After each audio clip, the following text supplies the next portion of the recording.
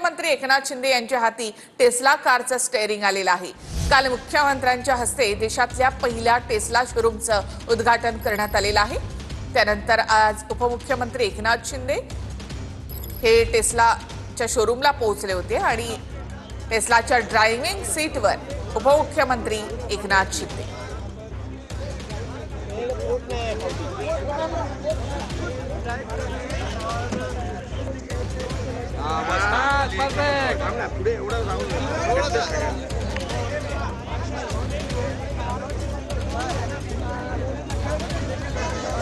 चला साहेब हळूहळू कॅमेरावाला लागेल गाडीच्या आरशाला लागेल।